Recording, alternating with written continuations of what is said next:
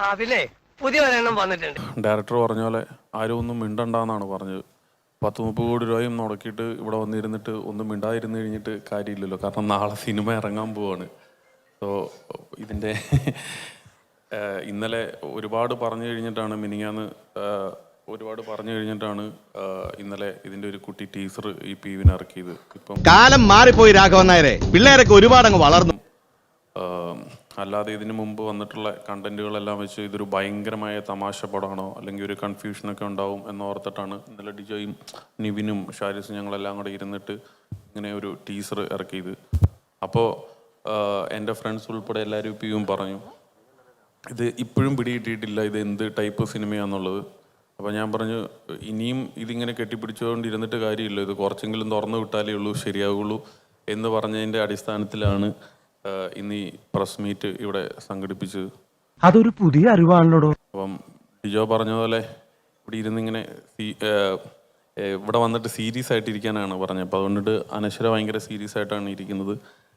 നിവിൻ ഭയങ്കര സീരിയസ് ആയിട്ടാണ് ഇരിക്കുന്നത്. അപ്പോൾ എല്ലാവരും ഡിജോ പറയുന്ന കൃത്യമായ ചോദ്യങ്ങൾ ചോദിക്കുക, കൃത്യമായ മറുപടി കൊടുക്കുക, ഇതാണ് ഉദ്ദേശ ലക്ഷ്യം. സോ അപ്പോൾ എന്ത് ചോദിക്കാനുണ്ടെങ്കിലും ധൈര്യമായിട്ട് ചോദിക്കാം. ഡിജോ അതിനെല്ലാം ഷാരിസും പ്രിപ്പയറാണ്. അപ്പോൾ അതുകൊണ്ടിട്ട് കൃത്യമായ ഉത്തരം തരും. നിവിൻ ചിലപ്പോൾ ഒന്നും മിണ്ടിയില്ലെന്ന് വരും, കാരണം ഭയങ്കര അനുസരണയുള്ള ആളാണ്. കൗതുക ലേശം കൂടുതലാണ്. ഞാനും അത് ആലോചിച്ചുകൊണ്ടിട്ടിരിക്കുന്നത്. കാരണം ഇത് ഇത്രയും ഫുൾ റിസ്കിൽ ഇപ്പം ഞാൻ ഇത്രയും സിനിമകൾ നിർമ്മിച്ചിട്ടുണ്ട്, പക്ഷേ ഞാൻ ആദ്യമായിട്ടാണ് ഫുൾ റിസ്കിൽ ഒരു സിനിമ ഇറക്കുന്നത്. അപ്പോൾ ഇതിൻ്റെ ഒരു അവസ്ഥ എന്താകുമെന്ന് ഞാനിങ്ങനെ കുറേ ദിവസങ്ങളായിട്ട്, ഭാര്യ അതുകൊണ്ടിട്ട് എൻ്റെ കൂടെ നിൽക്കാതെ വിയറ്റ്നാം ടൂർ പോയേക്കുവാണ്. കാരണം നമ്മുടെ ഈ ടെൻഷൻസൊക്കെ ഈവൻ കണ്ടുകൊണ്ട് അന്ന് തോന്നുന്നു. കാരണം ഒരു സിനിമ ഇറക്കിയിട്ടിട്ട് അതിൻ്റെ കാര്യങ്ങൾ പോലും പുറത്തേക്ക് വിടുന്നില്ല. അതുപോലെ ഇന്നലെ ഞങ്ങളെല്ലാം നിർബന്ധിച്ചിട്ടാണ് ഡിജോ വിടുന്നത്. കാരണം അപ്പോൾ അതിൻ്റെ സസ്പെൻസ് പോവും. വെറുതെ ചിരിപ്പിക്കരുത്. ഞാൻ ചോദിച്ചാടാ 1-ാം തീയതി ഇറങ്ങുമ്പോൾ ഇത് ഓൾറെഡി പോകുമല്ലോ, ഇപ്പോൾ 2 ദിവസം മുമ്പ് പോയാൽ എന്താ കുഴപ്പമിരിക്കുന്നത്? ഇല്ല 2 ദിവസത്തോടെ വെയിറ്റ് ചെയ്യും. അപ്പോൾ അങ്ങനെ ഞാൻ നിർബന്ധിച്ചതിൻ്റെ പേരിലാണ്. അപ്പം നിവിനും ഇതെല്ലാം കേട്ടോണ്ടിട്ടിരിക്കുകയാണ്. ഞാൻ അപ്പം നിവിനോടും പറഞ്ഞു, നിവിനെ ഇവൻ നമ്മളെ മൊത്തത്തിൽ പറ്റിച്ചുകൊണ്ടിരിക്കുകയാണോ എന്നൊരു സംശയമുണ്ട്, നമുക്ക് എത്രയും പെട്ടെന്ന് ഒരു പ്രസ് മീറ്റ് കൊടുക്കണം.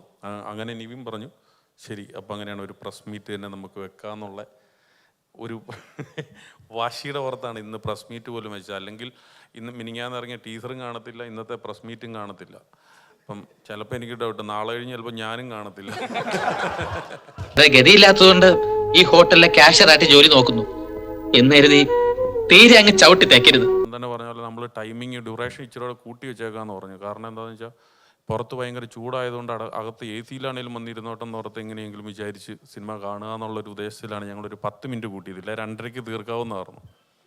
100% ആകെ പറ്റിയത് എന്താണെന്ന് വെച്ച് കഴിഞ്ഞാൽ ഇവൻ 50 ദിവസം 60 ദിവസം കൊണ്ടിട്ട് ഷൂട്ട് തീർക്കാമെന്ന് പറഞ്ഞിട്ട് 132 ദിവസം കൊണ്ടിട്ടാണ് ഷൂട്ട് തീർത്തത് എന്നുള്ളത് ഒഴിച്ചാൽ ബാക്കി സിനിമ പൂർണ്ണ സംതൃപ്തി തരുന്ന ഒരു സിനിമ തന്നെയാണ്. അവൻ ടീസറിൻ്റെ അകത്ത് പോലും അതിൻ്റെ അകത്ത് മെൻഷൻ ചെയ്തു 36 ദിവസം എന്ന് പറഞ്ഞിട്ട് 86 ദിവസം നീ ഷൂട്ട് ചെയ്തവനാന്ന് നിവിനെ കൊണ്ട് പറയിച്ചു. അപ്പം ആൾക്കാർ വിചാരിച്ചു ഇത് 86 ദിവസമേ ഷൂട്ട് ചെയ്തുള്ളൂ.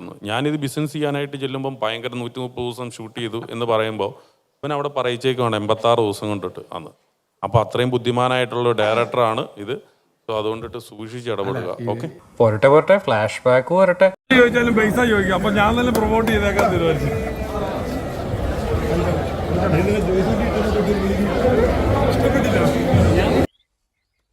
ഇത്രയും വലിയ ഗതികെട്ടവൻ ഈ ലോകത്ത് വേറെ ആരെങ്കിലും ഉണ്ടാവും എന്റെ കർത്താവേ?